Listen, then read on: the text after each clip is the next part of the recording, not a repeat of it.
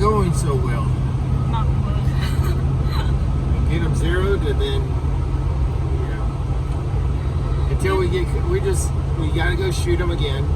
And I was thinking maybe it was the ammo, as 115, 124, 147, 135, all those ammo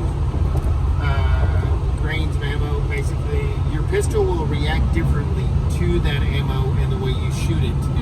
So, although your fundamentals may be solid, grip, press, strength, pull, so on and so forth, all that's maybe consistent and solid, the way the gun reacts with recoil and managing that recoil for some reason may or may not work with the gun very well, especially if it's a subcompact, a micro, a full size, whatever. I mean, some people believe whatever they want to believe. They can shoot the same ammo in every single gun. By all means, stick with that if you believe in that, but we prefer to match up the ammo with the gun that works best for us.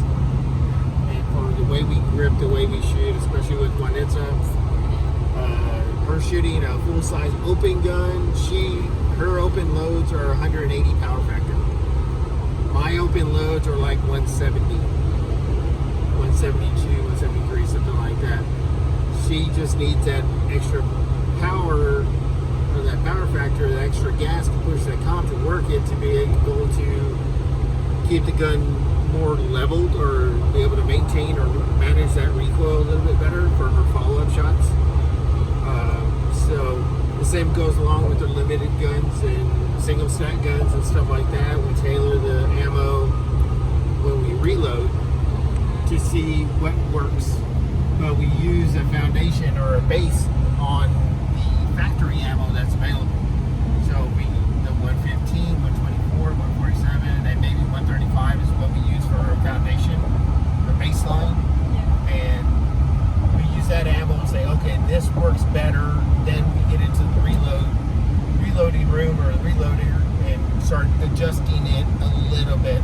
And then you can play with powders and stuff like that, slower burning, a little bit faster burning, whatever, and really dial it in so it works really well.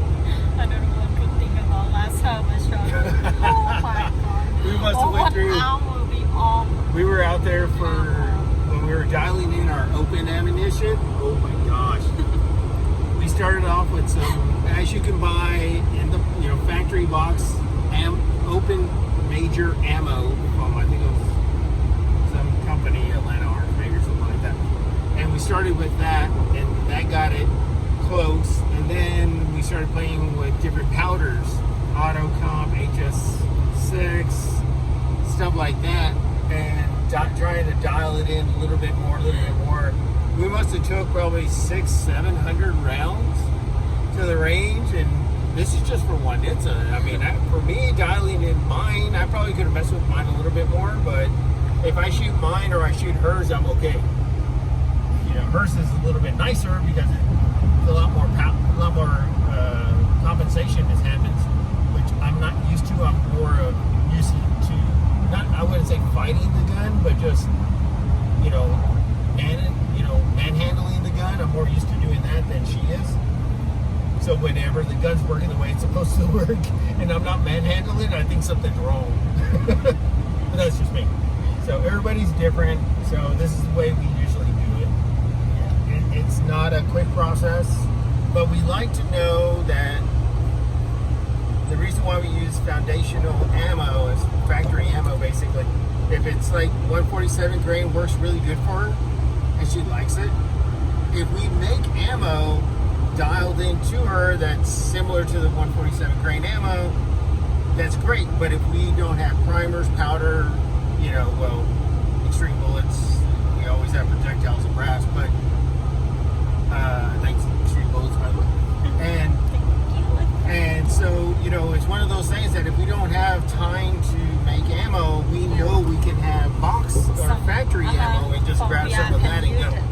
Or we can buy it when we get there. Or this is before the craziness of ammo and all this other stuff. So now, it's one of those things where we still do the same thing.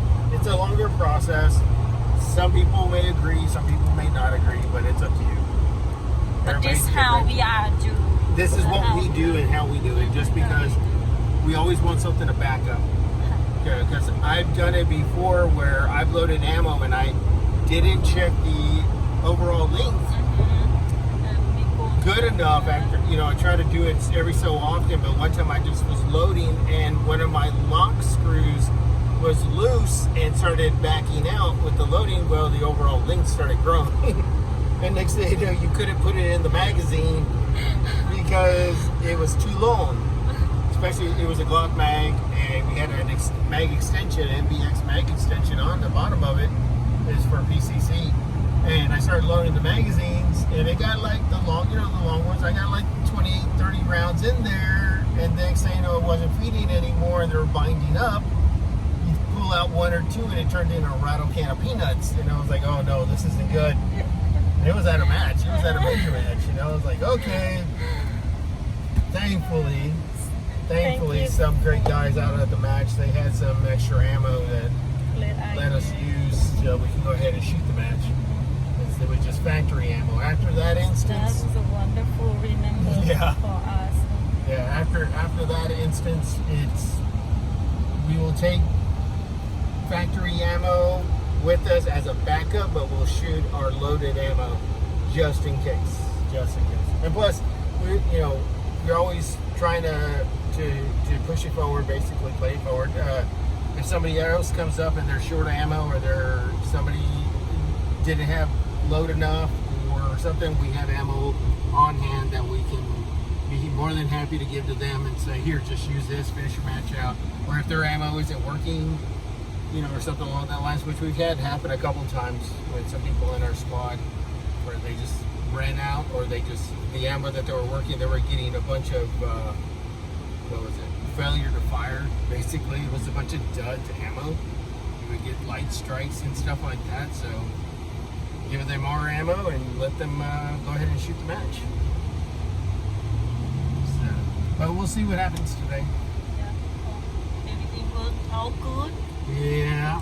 Alright, I think this video is just a talk. You guys